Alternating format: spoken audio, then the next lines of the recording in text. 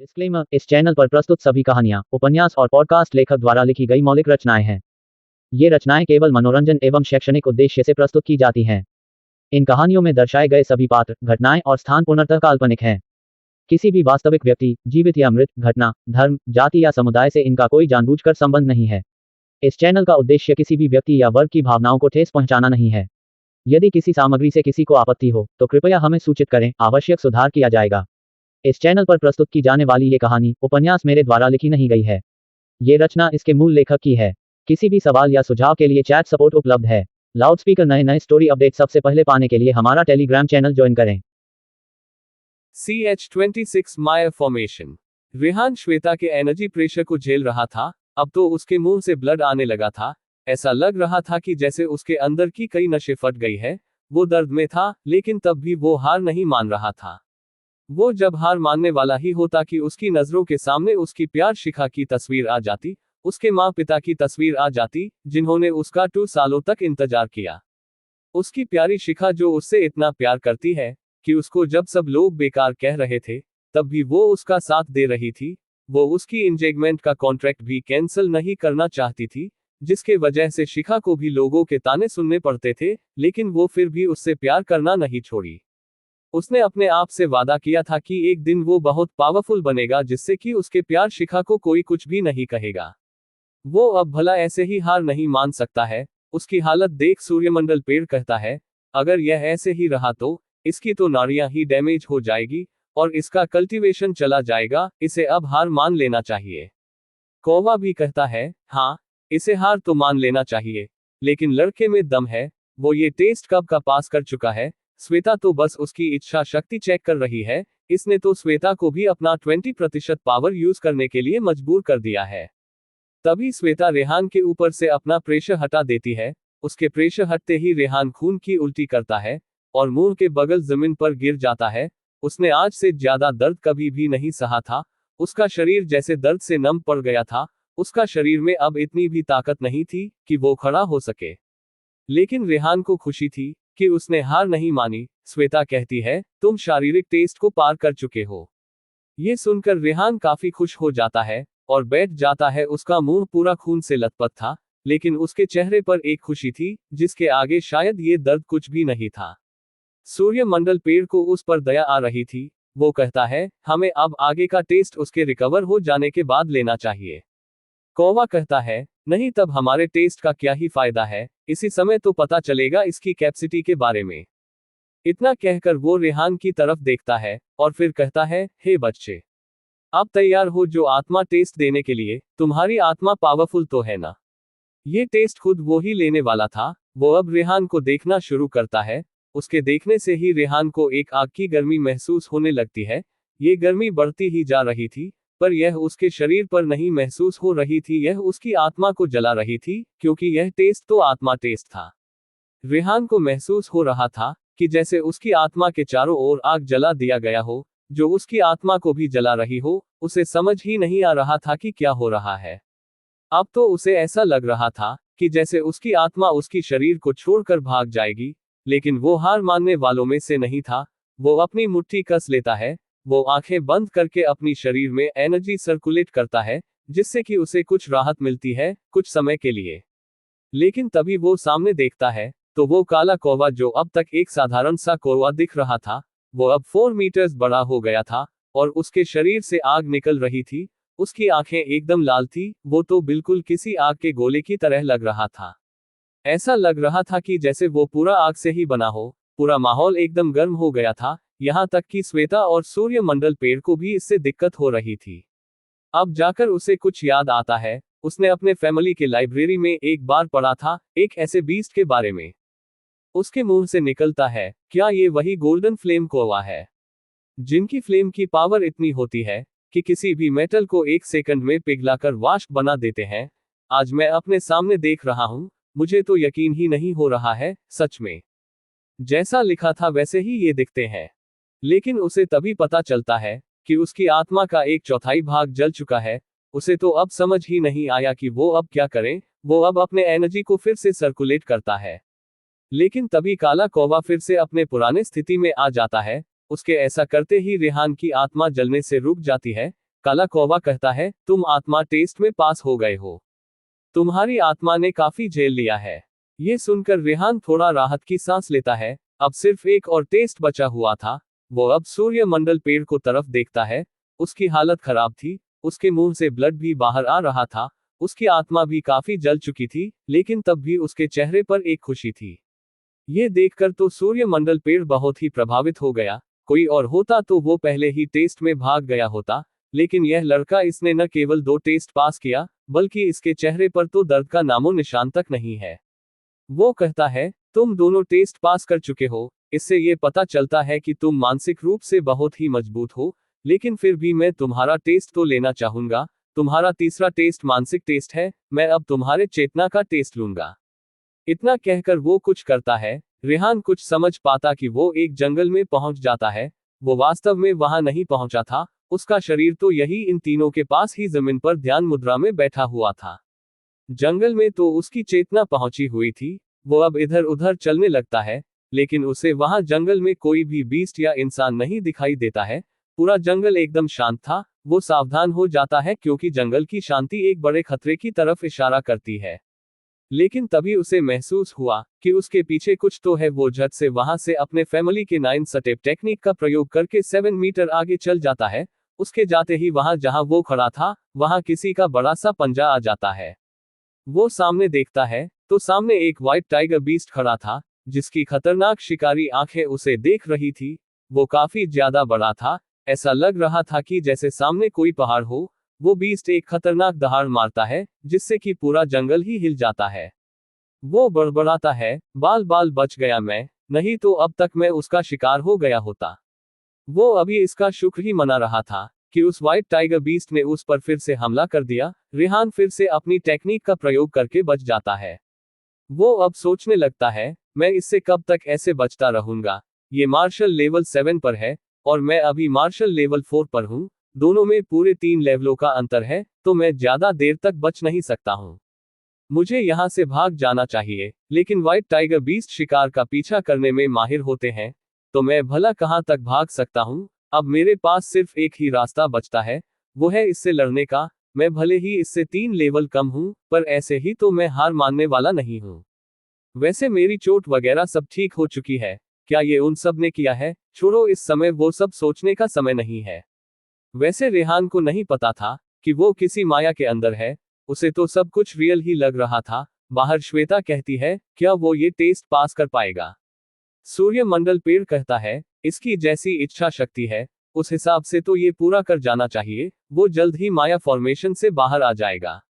माया formation, इसमें फंसे लोग किसी और ही दुनिया में खो जाते हैं, जहां उन्हें सब कुछ वास्तविक लगता है।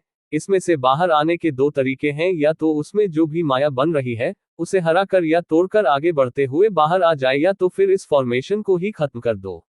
और अगर इसमें फंसा व्यक्ति कमजोर चेतन वाला है, तो वो इसी में फंसा कर रह जाता है। रेहान तो माया फॉर्मेशन के अंदर उस व्हाइट टाइगर बीस्ट से लड़ रहा था।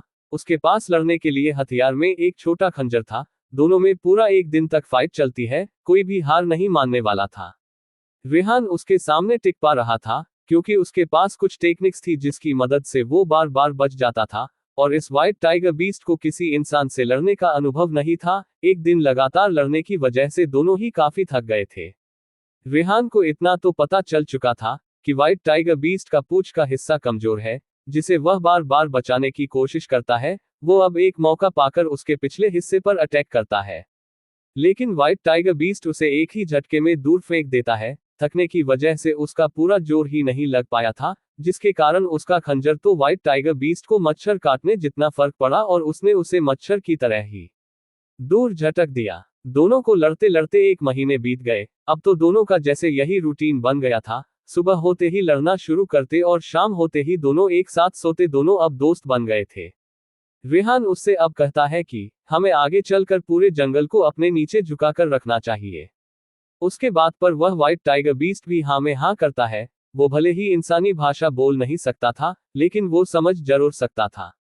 रेहान और वो अब आगे बढ़ चलते हैं दूसरे बीस्ट को हराने के लिए। CH-27 Rehan team vs anaconda beast. Rehan और उस व्हाइट टाइगर बीस्ट में दोस्ती हो गई थी। अब दोनों ही जंगल पर अपना आधिपत्य स्थापित करने के लिए निकल पड़ते हैं।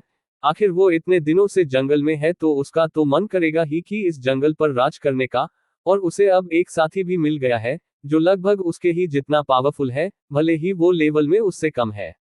आगे उन्हें एक एनाकोंडा बीस्ट मिलता है जो बहुत ही बड़ा था, लगभग 15 मीटर तो उसकी लंबाई थी, जो कि मार्शल लेवल 7 पर था। अब तीनों में फाइट शुरू हो जाती है, रेहान और व्हाइट टाइगर बीस्ट एक तरफ और वो एनाकोंडा बीस्ट एक तरफ। हालांकि व्हाइट टाइगर बीस्ट भी मार्शल लेवल 7 पर ही था, पर एनाकोंडा बीस्ट की हराना उसके बस की बात नहीं थी। साफ साफ शब्दों में कहे तो एनाकोंडा बीस्ट सेम लेवल पर होते हुए भी व्हाइट टाइगर बीस्ट से ज्यादा पावरफुल था। वो एनाकोंडा बीस्ट तो रेहान को कुछ नहीं समझ रहा था, वो उसे सिर्फ एक मक्खी ही समझ रहा था। उसका फोकस तो व्हाइट टाइगर बीस्ट पर था। रेहान को एनाकोंडा से इग्नोर होना अच्छा नहीं लग रहा था, वो बार बार फाइट से बाहर फेंक दिया जा रहा था। और जल्द ही इस एनाकोंडा बीस्ट में उसके शरीर से लिपट जाता है, बिल्कुल किसी लता की तरह। ये उसका बेहद खतरनाक मूव था। अब वो उसे अपने कसने लगता है। उससे तो व्हाइट टाइगर बीस्ट की हड्डियां कट कट करके टूटने लगती है और उसके मुंह से खून भी आने लगता है। एनाकोंडा बीस्ट उसे इतनी ताकत से जकड़े हुए था कि वो तो बेचारा आवाज तक नहीं निकाल पा रहा था। उसकी आंखें अब ऊपर हो गई थी, सांस अटकने लगी थी। रेहान अपने बीस्ट दोस्त को ऐसी मुसीबत में देखकर परेशान हो रहा था, उसे समझ ही नहीं आ रहा था कि वो अब क्या करे।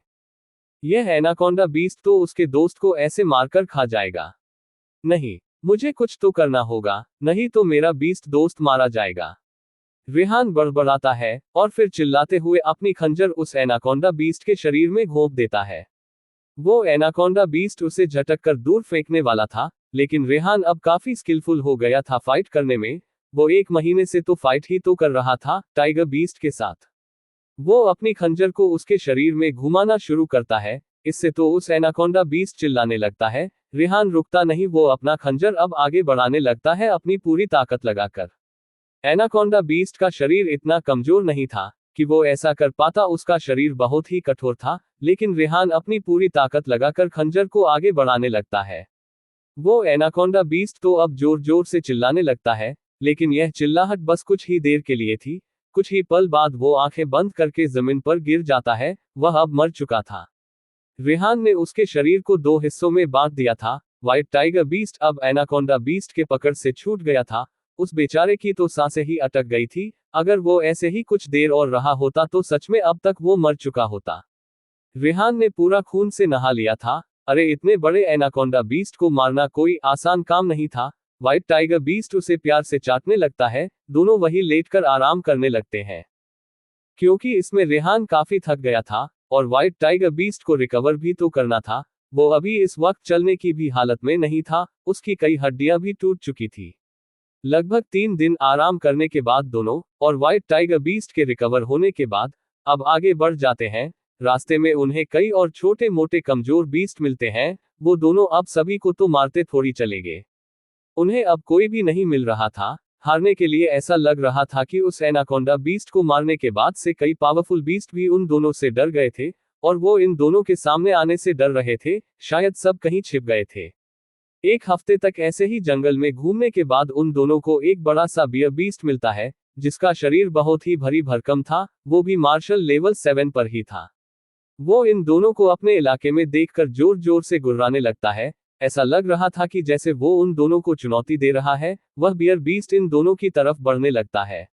दोनों ही इसके हमले के लिए तैयार थे। रेहान ने कहीं पढ़ा था कि बियर बीस्ट की डिफेंस बहुत ही मजबूत होती है, उन्हें ऐसे सीधा हमला करके हराया नहीं जा सकता है, इसलिए हमला करने का मौका बियर बीस्ट को ही देना चाहिए और फिर उसी में उनके कमी का फायदा उठाना चाहिए।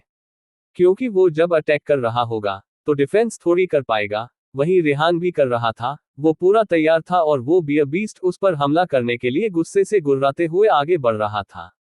उसके आगे बढ़ने की वजह से जमीन में कंपन हो रही थी और हवा में एक अलग ही एनर्जी कंडेंस हो रही थी, जो उसके हाथों में इकट्ठा हो रही थी। लेकिन तभी रेहान और व्हाइट टाइगर बीस्ट की आंखें बड़ी बड़ी हो जाती है। दोनों हैरान होकर एक दूसरे को देख रहे थे। सामने का नजारा ही कुछ ऐसा था। वो बियर बीस्ट जो अभी उन दोनों पर गुर्राकर अटैक करने के लिए आ रहा था, वो तो उन दोनों के सामने अपना सिर झुकाए हुए था। और पता नहीं कब उसके हाथ में शहद का छत्ता आ गया था जो वो उन दोनों को खाने के लिए ऑफर कर रहा था। यहाँ तो बैटल होने को हो रखा था, लेकिन यहाँ तो मेहमान नवाजी चल रही थी। ऐसा लग रहा था कि जैसे इन दोनों का स्वागत करते हुए वो कहना चाहता हो कि लीजिए कुछ मीठा खा लीजिए, बड़े दूर से आए होंगे आप दोनों। व्हाइट टाइगर बीस्ट उस शहद को सूंघता है, और जब उसे सब कुछ ठीक लगता है तो वो रेहान को भी इशारा करता है। दोनों अब शहद खा रहे थे। वो बियर बीस्ट रेहान को बड़े ही प्यार से देख रहा था। वह बियर बीस्ट एक फीमेल बियर बीस्ट थी, जिसका तो रेहान पर दिल आ गया था। वो अब रेहान के सामने अपना पिछवाड़ा हिला हिला कर डांस कर रही थी ताकि वो रेहान को आकर्षित कर सके। लेकिन रेहान को थोड़ी समझ आ रहा था कि यह उसके सामने क्या चल रही है। तभी वह बियर बीस्ट रेहान को उठाकर जोर से किस करती है। ये किस तो इतनी भयानक थी कि बताना भी मुश्किल है। रेहान के सिर से तो कई गुना बड़ा उसका सिर था। उसके किस करने से रेहान का चेहरा ही सूज जाता है। उसका चेहरा देखकर ऐसा लग रहा था कि जैसे उसके चेहरे पर किसी मधुमक्खी ने डंक मार दिया हो, जिससे कि उसका चेहरा ऐसे अजीब ढंग से सूज गया था। वह बियर बीस्ट तो उसे किस करने के बाद शर्मा रही थी। उसने तो शर्म से अपना चेहरा ही दूसरी तरफ कर लिया था। उसके दिमाग में तो रेहान के साथ होने के कई दिवा स्वप्न आ रहे थे। और बेचारा रेहान तो इस किस से सदमे में ही चला गया था। उसके पूरा सिर ही उसके लार से भीग गया था। रेहान का तो उल्टी करने का मन कर रहा था, पर उसे उल्टी भी नहीं हो रही थी। वो उस फीमेल बियर को देखता है जो उससे बहुत शर्मा रही थी। रेहान सोचता है ये करते हुए इसे शर्म ना आई और अब शर्मा रही है। अरे तुम बीस्ट हो, बीस्ट के जैसे ही रहो ना, इंसान बनाने की कोशिश क्यों कर रही हो। वो टाइगर बीस्ट की तरफ देखता है जो बड़े मजे से शहद खा रहा था। उसे क्या ही जरूरत थी इन दोनों के प्यार के बीच में पड़ने की, ऐसा वो सोच रहा था। इधर बाहर काला कौवा कहता है, और यह अभी कितना समय लगेगा, माया फॉर्मेशन से आने में उसे 10 मिनट बीत गए हैं। माया फॉर्मेशन के अंदर रेहान को 1 महीने 15 दिन बीत गए थे, लेकिन यहाँ बाहर अभी 10 ही मिनट बीते हुए थे। ऐसा सिर्फ इस माया फॉर्मेशन में चेतना के जाने की वजह से ही हो रहा था। वहां का टाइमलाइन और तेज हो गई थी। सूर्यमंडल पेड़ कहता है, अरे चिंता मत करो, वो लड़का बहुत ही हिम्मती और मजबूत इच्छा शक्ति वाला है, वो जल्द ही इसे पार करके आ जाएगा। रेहान अब व्हाइट टाइगर बीस्ट और उसे बियर बीस्ट के साथ उसके गुफा में ही सो जाता है, और जैसे ही अपनी आंखें खोलता है तो वो सामने काले कौवे को देखता है जो उसे ही देख रहा था। उसे अब दर्द भी होने लगा था। उसे तो कुछ समझ नहीं आया कि अभी अभी तो वो उन दोनों बीस्ट के साथ सोया हुआ था, और अब वो यहाँ आ गया। उसे महसूस होता है कि अभी यहाँ सब कुछ ऐसे ही है, मतलब ज्यादा समय नहीं बीता है। तब उसे समझ आता है कि ये सूर्यमंडल पेड़ का किया गया कोई टेक्निक था, जो जिसमें उसकी चेतना ही गई थी। उसका शरीर तो अब भी यही घायल हुआ पड़ा हुआ था। CH28 Rehan become direct student.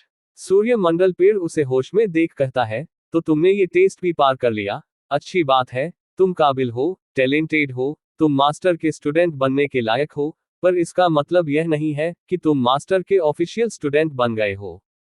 जब तक मास्टर तुम्हें खुद अपना स्टूडेंट स्वीकार नहीं करते हैं, तब तक तुम उनके ऑफिशियल स्टूडेंट नहीं हो। यहाँ पर स्टूडेंट 2 प्रकार के होते हैं। एक तो अगर किसी ने किसी को सलाह दिया या कुछ गाइडेंस दी, तो वो उसे अपना टीचर मान सकता है, तब वो व्यक्ति उस टीचर का नॉर्मल स्टूडेंट कहलाता है।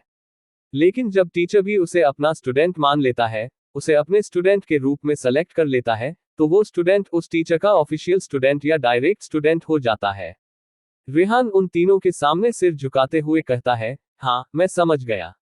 कौवा कहता है, तो तुम आज से हमारे जूनियर हो, और हम सब तुम्हारे सीनियर हैं, तो मेरी तरफ से अपने जूनियर को एक गिफ्ट। इतना कहकर वो उसके सिर पर अपना पंख रखता है, जिसमें कि उसकी एनर्जी रेहान के शरीर में जाने लगती है, जो अंदर जाते ही उसके आत्मा को एकदम से ठीक कर देती है। वो अब पहले जैसी हो जाती है, और उसके आत्मा के चारों ओर घूमने लगती है। वो कहता है, ये मेरी एनर्जी तुम्हारे आत्मा की हमेशा रक्षा करती रहेगी, कोई भी तुम पर आत्मा अटैक नहीं कर पाएगा, और न ही तुम कभी किसी के आत्मिक क्षेत्र में फंसोगे। तभी श्वेता उसे एक पिल देती है उसे खाने के लिए। रेहान वो पिल खा लेता है। वो पिल जैसे ही उसके शरीर में घुलना शुरू करती है, उसके शरीर की चोटें रिकवर होने लगती है। ये देखकर वो हैरान हो जाता है कि ये एक हाई ग्रेड की पिल थी, तभी तो वो इतनी तेजी से रिकवर कर पा रहा था। श्वेता उसे कुछ कांच की बोतलें देती है, जो छोटी छोटी थी, पर उसमें से एक बहुत ही खतरनाक एनर्जी का अनुभव हो रहा था। उसे हाथ में लेते ही रेहान को महसूस हुआ। श्वेता कहती है, ये मेरा जहर है, इसका काट शायद ही किसी के पास होगा। अगर तुम्हें किसी ने जहर दिया होगा तो तुम थोड़ा सा इसमें से ले लेना, मेरा जहर दूसरे जहर को न्यूट्रल कर देगा। चिंता मत करो, ये तुम पर असर नहीं करेगा, क्योंकि तुम्हारे शरीर में मेरी एनर्जी का कुछ हिस्सा है जो तुम्हें इससे प्रोटेक्ट करता रहेगा। कौवा तो श्वेता को आंखें फाड़ फाड़ कर देख रहा था। उसे तो आज तक नहीं पता था कि यह मकड़ी जहरीली मकड़ी है, जिसका इतना खतरनाक जहर है। मतलब साफ है कि अगर वो उस पर या टॉमी पर अटैक करेगी तो दोनों मिलकर भी इस मकड़ी का सामना नहीं कर पाएंगे। अरे भाई, जहर से कौन लड़ सकता है भला? वो हवा में जहर फैला देगी या फिर उन्हें दूर से तरीके से जहर दे देगी तो वो थोड़ी बच पाएंगे। कुछ खतरनाक जहर को तो उसका गोल्डन फ्लेम भी नहीं जला सकता है। वो रेहान के हाथों में उन जहर की बोतलें देख रहा था। उसके दिमाग में यही चल रहा था, अरे ये पागल है क्या, इस छोटे बच्चे को इतना खतरनाक जहर दे दिया, कहीं ये अपना ही नुकसान न कर ले।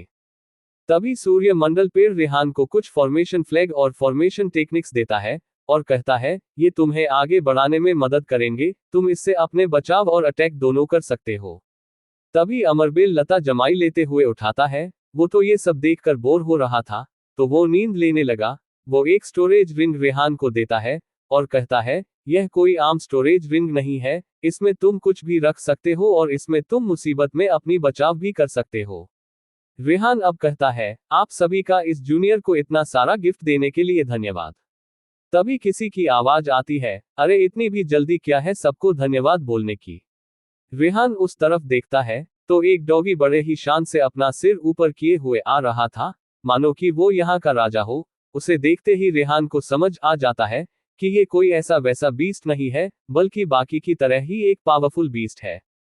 वो सोच रहा था कि आज तो उसे ऐसे ऐसे पावरफुल बीस्ट और पेड़ मिले हैं जिनके बारे में सिर्फ उसने दूसरों के मुंह से या फिर किताबों में पढ़ा था। आज तो उसकी किस्मत की अच्छी थी, उसे उन सब की तरफ से गिफ्ट भी मिला। टॉमी आते ही कहता है, अरे तुमने तो अपने सबसे प्यारे सीनियर से कोई गिफ्ट लिया ही नहीं। टॉमी अब उसे एक लॉकेट देता है और कहता है, ये जब भी तुम बड़े मुसीबत में होगे तो हम तुम्हारी मदद कर सकेंगे। रेहान अब उसे भी धन्यवाद करता है, अरे इसकी कोई जरूरत नहीं है, तुम तो हमारे जूनियर हो, तो हम तो इतना कर ही सकते हैं तुम्हारे लिए। टॉमी ने किसी महान व्यक्ति की तरह कहा। बाकी के सभी उसे देख रहे थे और सबके दिमाग में एक ही बात चल रही थी, देखो आ गया जूनियर के सामने अपना शो ऑफ करने। अब तक तो आराम फरमा रहा था और अब देखो एक लॉकेट देकर कैसे महान बनने की एक्टिंग कर रहा है, ड्रामेबाज कहीं का। टॉमी कहता है, जूनियर मैं तुम्हें कुछ बताने वाला हूँ मास्टर के बारे में, शायद इन सब ने तुम्हें बताया नहीं होगा। क्या बताऊं, सबसे ज्यादा मास्टर के पास मैं ही रहता हूं ना, और मास्टर के दिल में भी मैं ही नंबर 1 पर हूं, तभी मुझे उनके बारे में बहुत कुछ पता है। उसकी यह टांट भरी बातें तो बाकी सबके दिल पर लग रही थी। टॉमी तो उन सबको तिरछी आंखों से देखते हुए दांत दिखा रहा था। वो सोच रहा था कि इस जूनियर के दिल में तो मैं ही महान बनकर रहूंगा। रेहान तो अक्षत के बारे में जानने के लिए एक्साइटेड था। टॉमी कहता है, देखो पहली बात, मास्टर बहुत ज्यादा पावरफुल है, उनकी पावर का तो हम कल्पना भी नहीं कर सकते हैं। और दूसरी बात कि वो बहुत ही अच्छे और दयालु है। तीसरी बात, वो हमेशा अपने आप को लो प्रोफाइल रखते हैं और अपने आप को मामूली इंसान कहते हैं। उनके सामने घमंड मत करना, वो लो प्रोफाइल रहते हैं, इसलिए हम सब भी अपने आप को लो प्रोफाइल ही रखते हैं, समझे। रेहान हाँ में सिर हिलाता है। टॉमी फिर किसी महान व्यक्तित्व वाले पसंद की तरह कहता है, तुम्हें मास्टर के बारे में सबको बताते नहीं फिरना है, क्योंकि मास्टर को शांति पसंद है, वो बस शांति से अपनी जिंदगी बिताना चाहते हैं। तुम्हें मेरी बात समझ में आई? रेहान जोश में कहता है, हाँ मैं समझ गया। उसने खुद भी देखा था कि अक्षत उसकी मदद करने के बाद कैसे अपने आप को एक मामूली इंसान बता रहा था। तभी टॉमी को याद आता है कि उसे तो अपने जूनियर का नाम पता ही नहीं है। ये तो वही हाल हो गया कि पूरा फिल्म 2 बार देख लिया, लेकिन फिल्म का नाम ही नहीं पता। टॉमी को अब उसका नाम पूछने में थोड़ा अजीब लग रहा था, लेकिन जानना जरूरी था। वो कहता है, वैसे तुमने अपना परिचय सबको नहीं दिया। रेहान को भी याद आता है कि इतना सब कुछ हो गया लेकिन उसने तो अपना नाम किसी को बताया ही नहीं। वो कहता है, मुझे माफ कीजिए, मैं तो भूल ही गया था, मेरा नाम रेहान मिश्रा है, मैं स्पीति वैली सेक्ट के मिश्रा फैमिली से हूँ। वो अभी इतना ही कहा पाया था कि वहां अक्षत आ जाता है जो अब उठ चुका था। उसे बाहर से आवाज आई तो वो यहाँ चला आया। वो सामने देखता है, वो रेहान को पहचान जाता है। अक्षत कहता है, अरे तुम तो वही रेहान मिश्रा हो ना, मिश्रा फैमिली से। रेहान तो ये सुनकर खुश हो जाता है। वो इस बात से खुश था कि अक्षत को उसका नाम तक याद है, और यहाँ तक कि वो मिश्रा फैमिली से है, ये भी उन्हें याद है। रेहान उसके सामने घुटने पर आ जाता है और कहता है, टीचर को रेहान मिश्रा का नमन। उसे फिर से घुटने पर देख अक्षत सोचता है, अरे इस लड़के का दिमाग अभी तक ठीक नहीं हुआ क्या?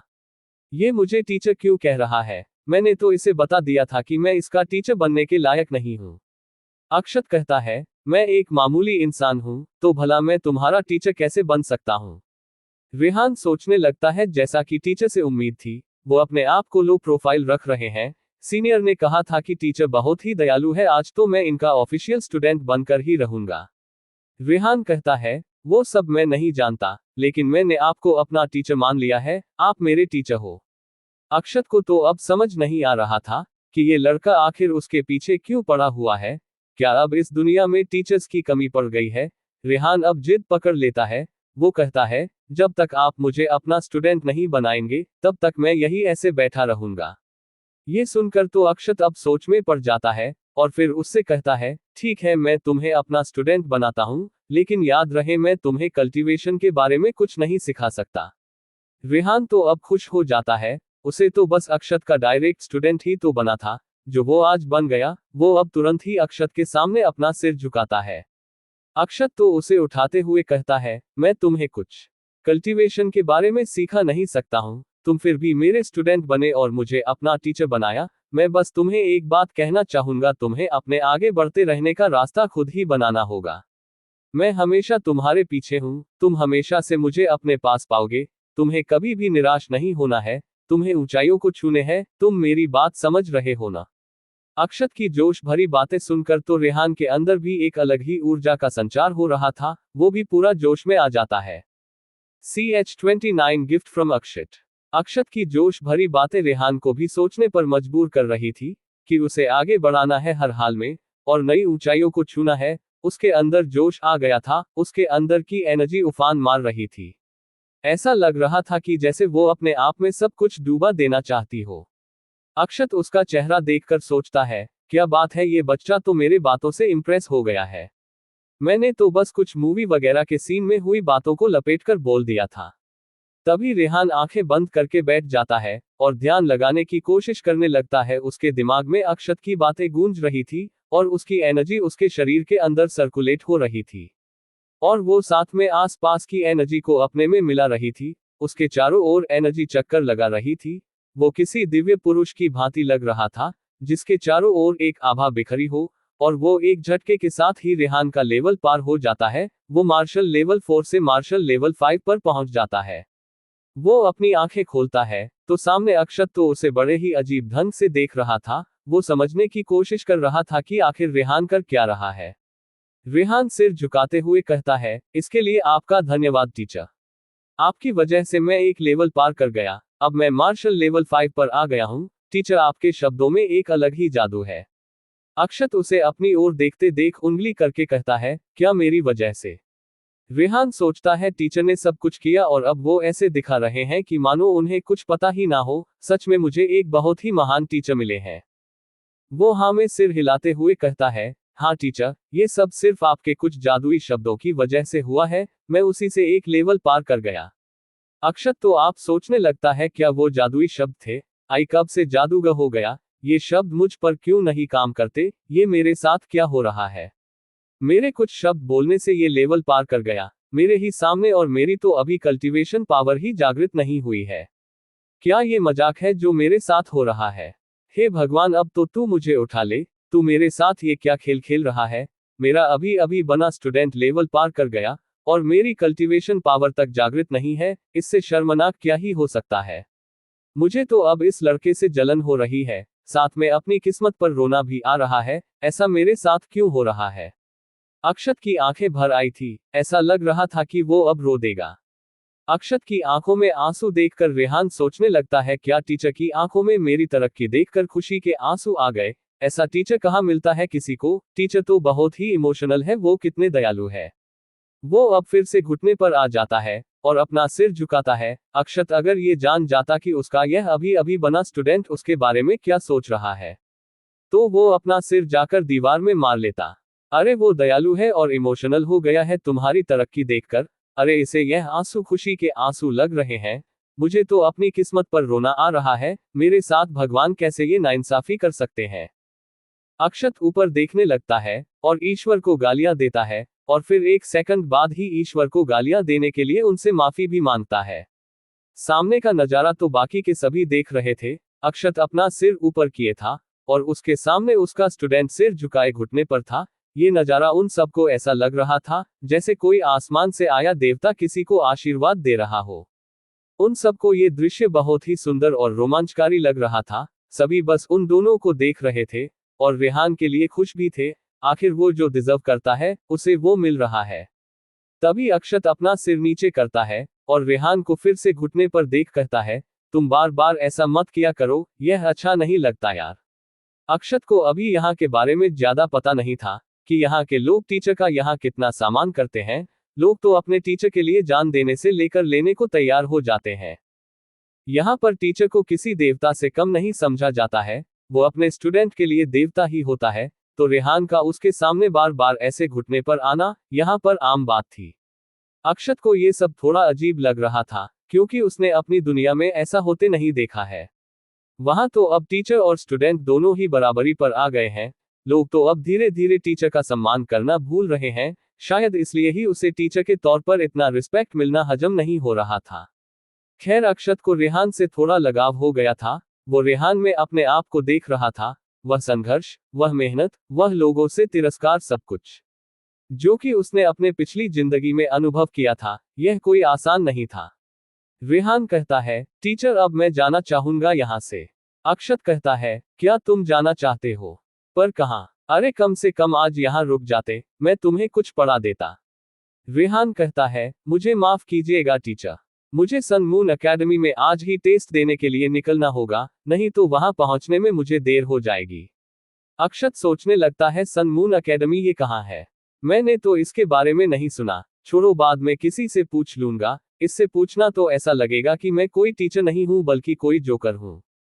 अक्षत उसके कंधे पर हाथ रखते हुए कहता है, मुझे यकीन है कि तुम वहां एडमिशन आराम से पास जाओगे। मेरी बात का ध्यान रखना, वहां खूब मेहनत करना और सबसे ऊंची पोजीशन पर पहुंच जाना।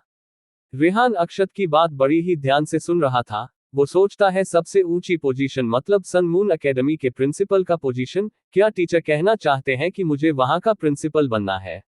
हाँ, टीचर के कहने का यही मतलब है। उनके लिए वहां का और कोई भी पोजीशन कोई बड़ा पोजीशन नहीं होगा। यानी मुझे अब वहां का प्रिंसिपल बनना है, यही मेरा टारगेट है अब से।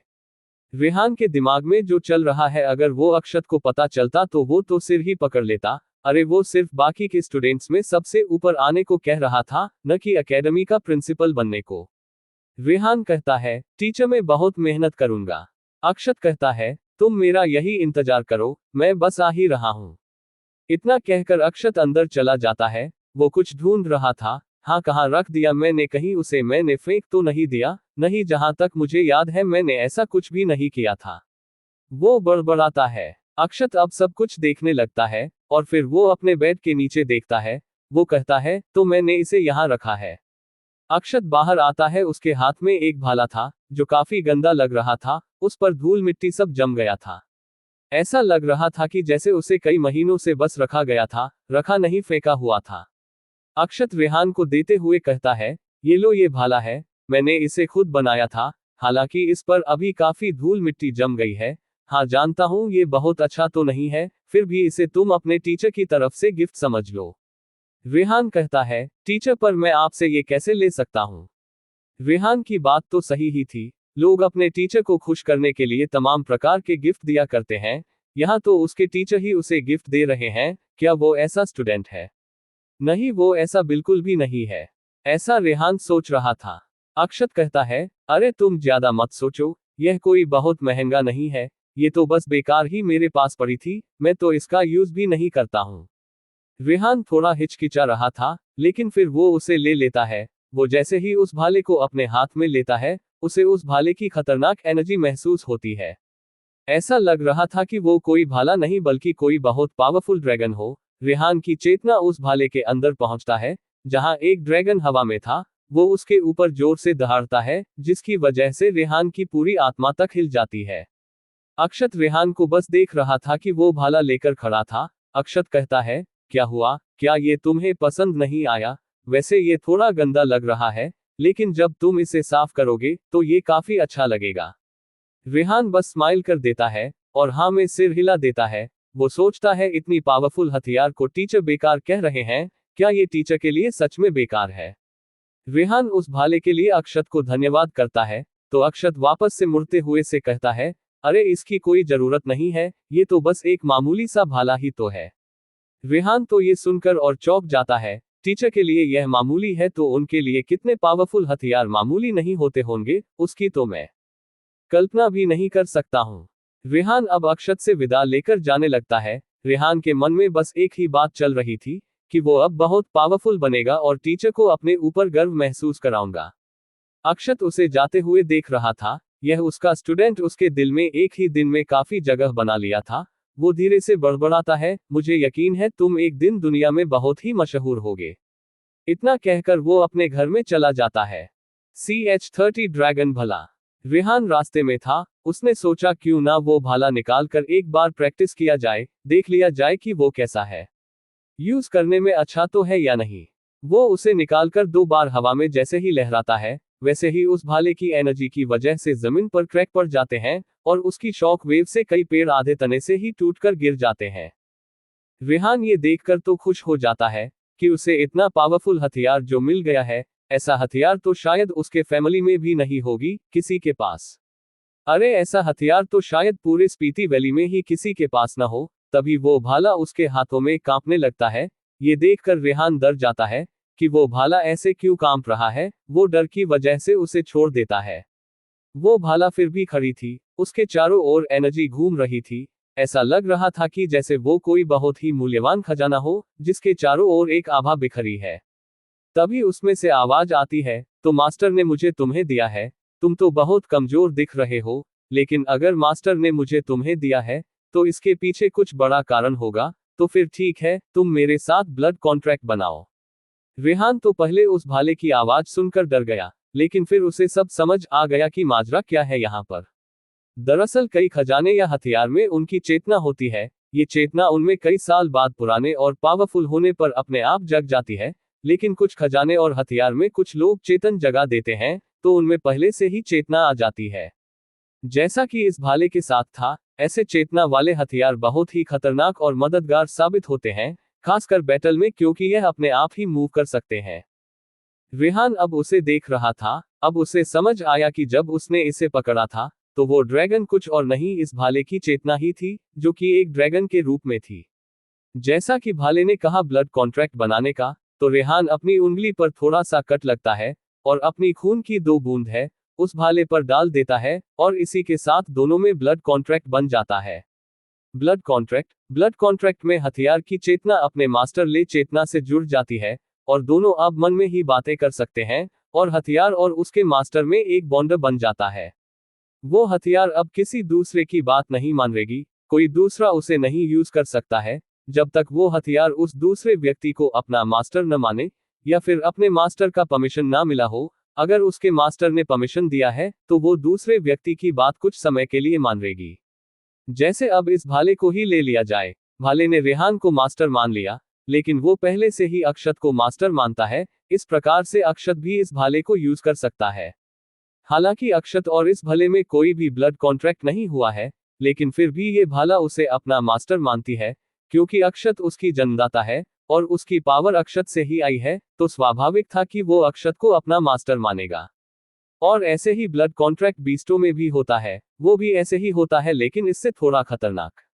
बीस्ट वैसे भी किसी को अपना मास्टर मान सकते हैं, लेकिन अगर वो अपने मास्टर के साथ ब्लड कॉन्ट्रैक्ट बनाते हैं तो उनकी लाइफ लाइन अपने मास्टर के लाइफ लाइन से जुड़ जाती है। मतलब कि अगर बीस्ट मर गया तो मास्टर को कुछ नहीं होगा, लेकिन अगर मास्टर मर गया तो उसी के साथ उसका बीस्ट भी मर जाएगा। ये सिर्फ तभी हो सकता है जब उस बीस्ट को अपने मास्टर पर बहुत ज्यादा भरोसा हो, जैसा कि श्वेता मकड़ी ने अक्षत के साथ ब्लड कॉन्ट्रैक्ट बना रखा है। हालांकि अक्षत को यह नहीं पता है। बीस्ट के ब्लड कॉन्ट्रैक्ट और हथियारों के ब्लड कॉन्ट्रैक्ट में यही अंतर होता है कि मास्टर के मरने के बाद बीस्ट भी मर जाते हैं, लेकिन हथियार तब तक जिंदा रहेगा जब तक वो सुरक्षित है, उसकी चेतना मरी नहीं है, भले ही उसका मास्टर क्यों न मार जाए। ब्लड कॉन्ट्रैक्ट बनने के बाद अब रेहान भाले से मन ही मन बातें कर सकता था। भाला कहता है, तुम्हारे साथ भले ही मैंने ब्लड कॉन्ट्रैक्ट बना लिया है, लेकिन याद रखना मैं कभी भी बड़े मास्टर के खिलाफ नहीं जाने वाला। रेहान समझ गया कि भाला किसकी बात कर रहा है। वो कहता है, तुम्हें कभी टीचर के खिलाफ जाने की जरूरत नहीं पड़ेगी, जिस सुनाई गया उस दिन तुम मुझे खत्म कर देना। भाला सोचता है इस लड़के में कुछ तो बात है, इसमें एक आत्मविश्वास है और बड़े मास्टर के प्रति बहुत ही रिस्पेक्ट। हाँ, अच्छी बात है, बड़े मास्टर को जितना रिस्पेक्ट दिया जाए उतना कम है।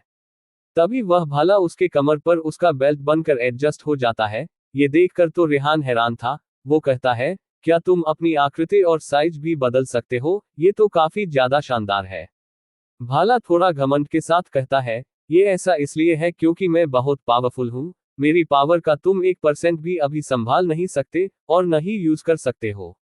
मुझे इस दुनिया में मास्टर के अलावा शायद ही कोई मेरी 100% पावर के साथ यूज कर सकता है। हाँ, शायद वो हो सकती है।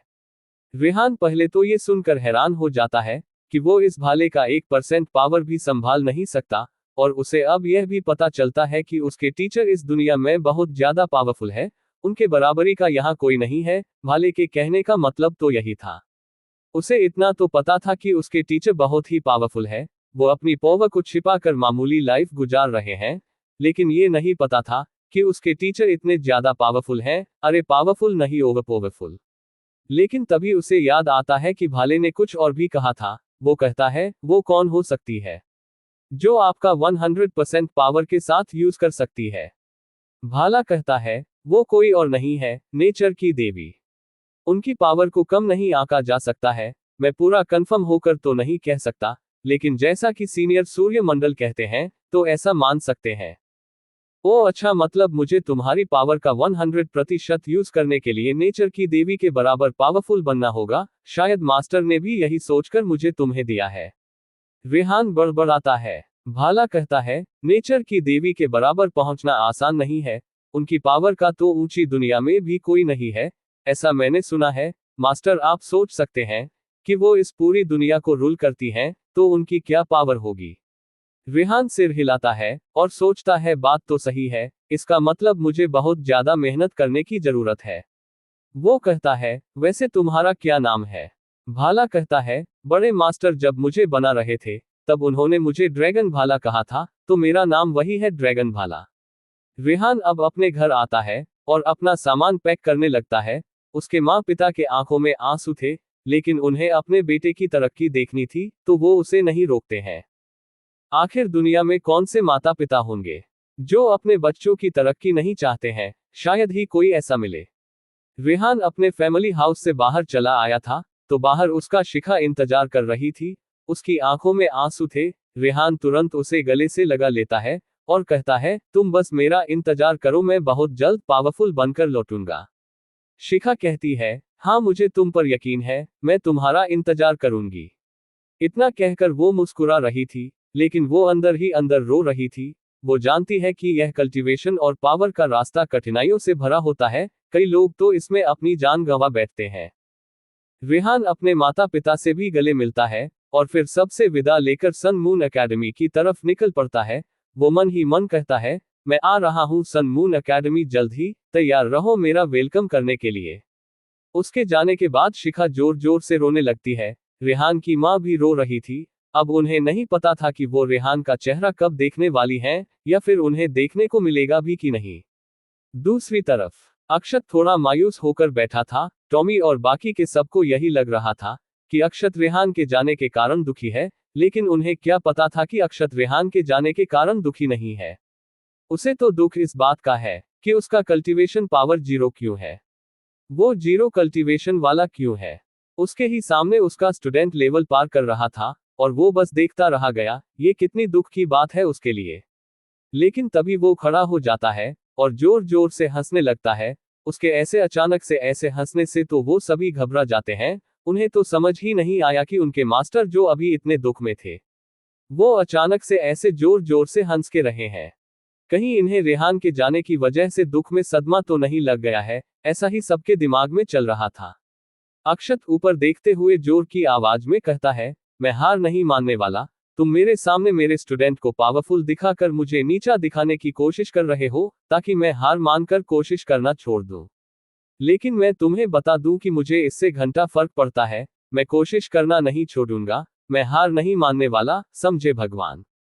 सभी अब ऊपर देखकर आपस में कहते हैं, मास्टर का ये कोई सीक्रेट टेक्निक है ऊपर की दुनिया से बातें करने का।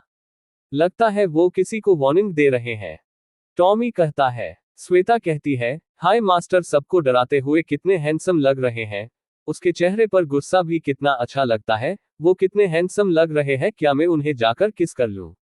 वो सभी तो श्वेता के बातों पर सिर पीट लेते हैं। ये कभी नहीं सुधरेगी, हमेशा इसके दिमाग में ठरक ही भरी रहती है। कौवा कहता है, मास्टर तो ये हमेशा से ही करते हैं। वो हफ्ते में एक बार तो अपने इस सीक्रेट टेक्निक का प्रयोग जरूर से करते हैं। Like, subscribe, and turn on notifications for RK Novels podcast.